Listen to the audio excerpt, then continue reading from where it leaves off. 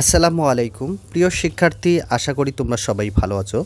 তোমরা যেখান থেকে আজকের এই গুরুত্বপূর্ণ ভিডিওটি দেখতেছো সবাইকে স্বাগতম। সরকারি গার্লস স্কুল এর অর্ধবার্ষিক পরীক্ষা 2024 চতুর্থ শ্রেণী, বিষয় গণিত। আমি আজকে তোমাদেরকে বাছাইকৃত খুবই গুরুত্বপূর্ণ 1 নম্বর সংক্ষিপ্ত প্রশ্নর 40টি প্রশ্ন দিতেছি। এখান থেকে অবশ্যই তোমরা 100% কমন পেতে পারো ইনশাল্লাহ। তো ভিডিওটি না টেনে সম্পূর্ণ অবশ্যই দেখবে। আমি শুধু তোমাদের আজকে সংক্ষিপ্ত প্রশ্নগুলো দিতেছি, পরবর্তী ভিডিওতে আমি তোমাদের 2 নম্বর প্রশ্ন, 3 নম্বর এটাও পাবে 10 পর্যন্ত ইনশাল্লাহ প্রশ্নের অ্যান্সারগুলো দিয়ে দেবো এবং প্রশ্নও দিয়ে দেবো। তো কথা বাড়াচ্ছি না, আমরা চলে যাচ্ছি ভিডিওতে। 1 নম্বর সংক্ষিপ্ত প্রশ্নের জন্য ক নম্বর, স্থানীয় মান সংখ্যার কোন দিক থেকে পড়া হয়? খ 1 অযুত সমান কত? গ নম্বর বলছে 5 অঙ্কের বৃহত্তম সংখ্যার পরের সংখ্যা কত? ঘ নম্বর 1000 থেকে 1 কোটি কত গুণ বড়? ও নম্বর বলছে এখানে একটা সংখ্যা রেখা বলছে, তাহলে সংখ্যা রেখায় ক এর স্থানীয় মান কত?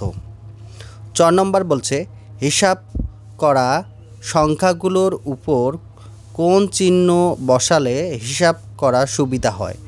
এখানে মানে চিহ্নটা তোমাদেরকে দেখে দিতে হবে। এবার বলছে 6 নম্বর প্রশ্ন, 5 বিয়োগ 3 সমান হচ্ছে 2, এখানে বিয়োজন কত? বর্গীর নম্বর বলছে এখানে 5768 ও 5642 সংখ্যা দুটির একক স্থানের অঙ্ক বিয়োগ ফল কত? তার মানে তোমাকে বিয়োগ করতে হবে। 6 নম্বর প্রশ্ন বলছে গুণের জন্য সর্বনিম্ন কয়টি সংখ্যা প্রয়োজন?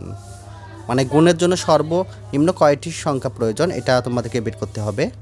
কোনো সংখ্যাকে 0 দ্বারা গুণ করলে গুণফল কত হবে? 10 নম্বর যোগের সংক্ষিপ্ত রূপকে কি বলে? গুণের বিপরীত প্রক্রিয়া কি? তারপরে 10 নম্বর হচ্ছে গুণফলের নির্ণয় সূত্রটি লেখো। 10 নম্বর প্রতিটি ডিমের দাম 60 টাকা হলে 1 ডজন ডিমের দাম কত? মূর্ধন্য হচ্ছে ভাগের গঠনগুলোর নাম লেখো। খুব গুরুত্বপূর্ণ একটা প্রশ্ন যে ভাগের গঠনগুলোর নাম লিখো। অনেকে ভুল করতে পারো, এগুলো তো ভাজক, ভাজ্য, এগুলো। নিঃশেষে বিভাজ্যের ক্ষেত্রে ভাগফলের নির্ণয় সূত্রটি লিখো। 4 নম্বর প্রশ্ন বলছে আন্তর্জাতিক পদ্ধতিতে ভাগফল কোথায় থাকে? ভাগ প্রক্রিয়াকে কিসের বিপরীত প্রক্রিয়া বলা হয়? নিঃশেষে বিভাজ্য না হলে ভাজ্য নির্ণয় সূত্রটি লেখো। ভাগের ক্ষেত্রে সবসময় ভাজক অপেক্ষা ক্ষুদ্রতর তাকে কি বলে? এখানে বলছে 89 ফাঁকা ঘর 17 সমান 8, ফাঁকা ঘর 9।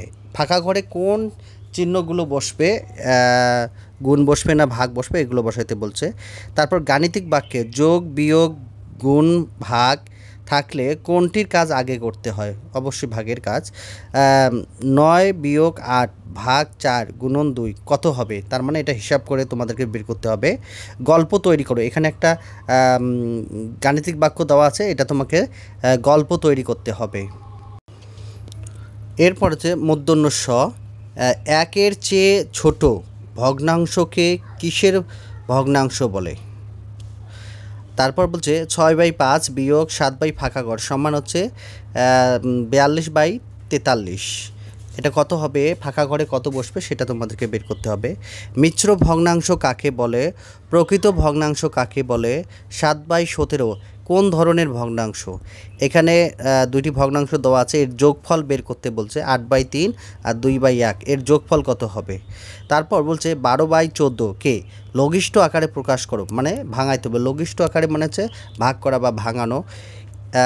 তারপর হচ্ছে 1900 এর নম্বর হচ্ছে একটি রেখার প্রান্ত বিন্দু কয়টি?